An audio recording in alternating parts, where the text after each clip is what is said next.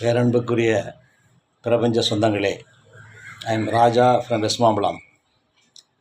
என்னுடைய மெடிடேஷன் தியானத்தில் நடந்த ஒரு நிகழ்ச்சியை நான் உங்களிடம் இன்று பகிர்ந்து கொள்கிறேன். அதாவது நான் தினந்தோறும் மெடிடேஷன் பண்ணுவேன், தியானம் பண்ணுவேன். 1 hour 2 hour எப்போ கிட்ட பண்ணிகிட்ருப்பேன். ஒரு ஒரு அற்புதமான நிகழ்ச்சி ஒன்று நடந்தது. நான் திருக்கழுக்குன்றம் போயிருக்கேன். இது மாதிரி நிறைய மலைமேல் தியானம் மகத்துவமானது அதெல்லாம் பண்ணியிருக்கேன். அப்படி பண்ணும்போது நான் வீட்டில் உட்காந்து தியானம் பண்ணும்போது என்னோடய தியானத்தில் நான் கண்மூடி தியானம் பண்ணும்போது நான் திருக்கழுக்குன்றத்தில் உட்காந்துட்டு தியானம் பண்ணுற மாதிரி ஒரு ஒரு நிகழ்வு என்னுடைய தியானத்தில்.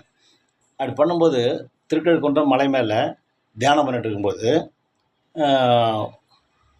ஒரு விண்வெளியில் ஒரு பெரிய ஒளிவட்டம், பெரிய ஒளி பார்த்தாக்கா விண்வெளி சஞ்சாரம், விண்ணுலக சஞ்சாரம் அப்படின்னு சொல்லிட்டு இந்த ராஜாக்கள் நகரவலம் வருவாங்க இல்லையா, சாமி வீதி உலா வரும் இல்லையா, அது மாதிரி விண்ணுலக சஞ்சாரம்.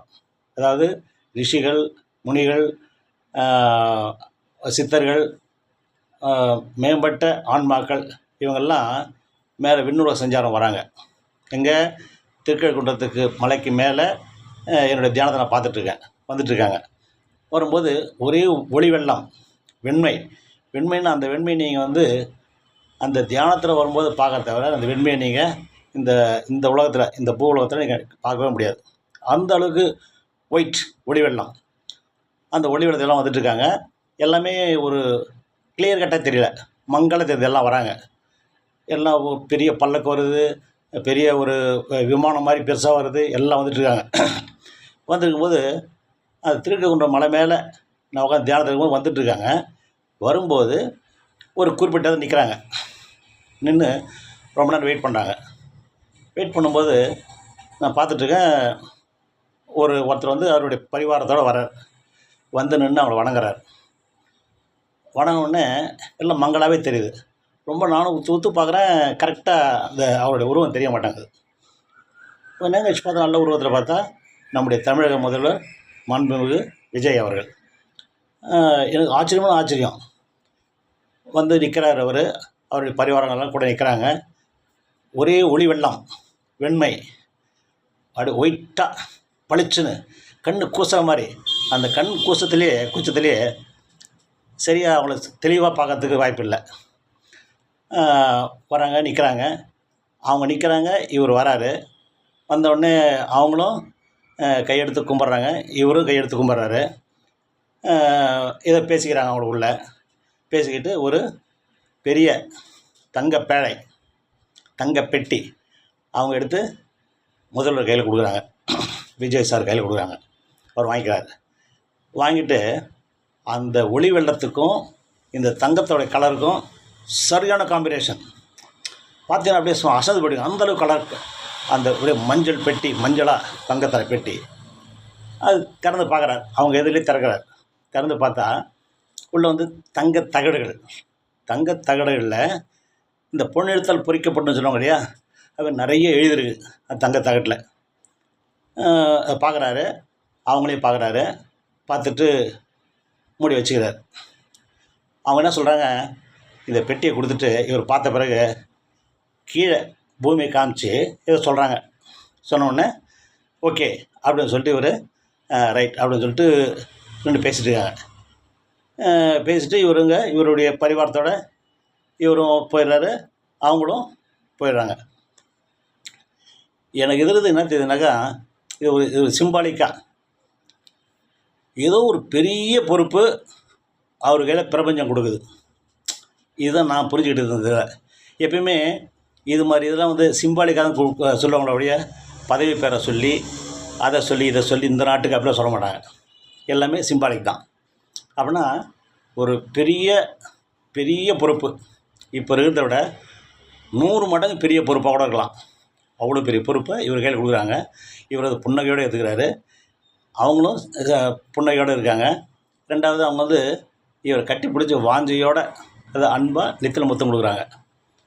எனக்கு மெய் சிலுத்து போச்சு. பார்த்த உடனே இப்படி ரியலாக நடக்கிற மாதிரியே இருக்குது. எல்லாம் கண்ணில் கணக்கிட்டேன் நான். இப்படி ஒரு காட்சி எனக்கு தெரிய வேண்டிய அவசியமே இல்லை. ஆனால் என் கண்ணுக்கு நான் எவ்வளோ நேரம் அதை பார்த்துட்டு இருந்தேன், தியானத்தில் எவ்வளோ உட்காந்துட்டு இருந்தேன், எல்லாமே மறந்து போச்சு. இன்னும் ரியல் லைஃப்பில் நடக்கிற மாதிரியே இருக்குது. அப்படிங்கும்போது டெஃபினட்டாக இது வந்து வருங்காலத்தில் ஒரு பெரிய அவருடைய அவருடைய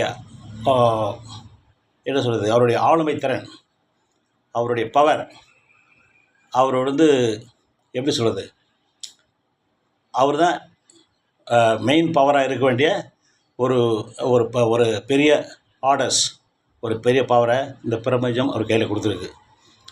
இந்த பொறுப்பை அவர் நிறைவேற்றி ஆகணும். ஏன்னா பிரபஞ்சமே கொடுக்கும்போது இவர் வேணாம் சொல்ல முடியாது. பிரபஞ்சம் செலக்ட் பண்ணி கொடுக்குதுனாக்கா அதை நீங்கள் மறுக்க முடியாது. ஏன்னா பிரபஞ்சத்துக்கு எல்லாருமே கட்டுப்பட்டவங்க. ஆக மொத்தம் ஒரு பெரிய பொறுப்பு, பிரம்மாண்டமான பொறுப்பு.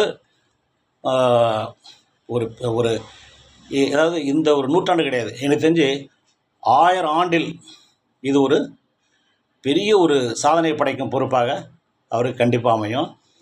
இது வந்து பிரபஞ்சமே பார்த்து கொடுக்குற பொறுப்பு. இதை யாருமே ஒன்றும் செய்ய முடியாது. அவருக்கு இது ஒரு பெரிய வாய்ப்புன்னு சொல்ல முடியாது. பட் அவருடைய பொறுப்பு இது. அவர் செய்ய வேண்டிய கடமை, அவர் இந்த உலகத்துக்கு வந்து செய்ய வேண்டிய கடமை. அதனால் அவர் இந்த பிரபஞ்சத்துக்கு நன்றி சொல்கிறது இல்லாமல் பிரபஞ்சமே இவருக்கு நன்றி சொல்கிற மாதிரி ஒரு சிச்சுவேஷன் அந்த இடத்துல பார்த்தாக்கா, அவங்கள பிரபஞ்சம் வந்து ஒருத்தர் செலக்ட் பண்ணிட்டாக்கா அவங்கள மாற்றவே மாற்றாது. ரெண்டாவது, அவங்களோட எல்லா உதவியும் கிட்டேருந்து செய்யும். அவங்கள யாரும் ஒன்றுமே செய்ய முடியாது. ஏன்னா எல்லாமே ஆட்டு வைக்கிறது பிரபஞ்சம்தான், வேறு யாரும் கிடையாது. கடவுள் அது ரெண்டாவது பட்சம்.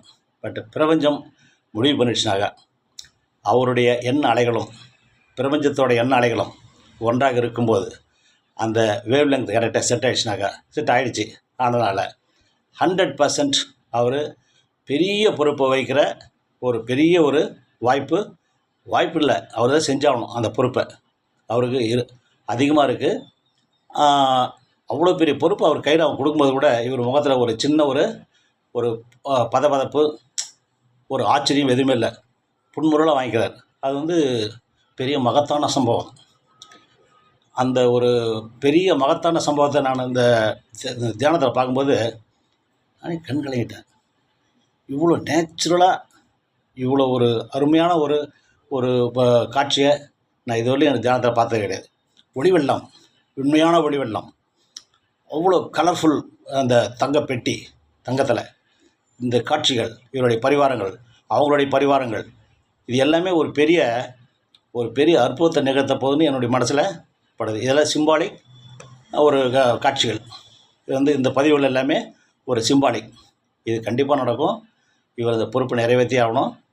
ஒரு பெரிய பொறுப்புக்கு 1000% வாய்ப்பு இருக்குது. இது பிரபஞ்சத்தினுடைய ஒரு ஆசீர்வாதம். நன்றி, வணக்கம்.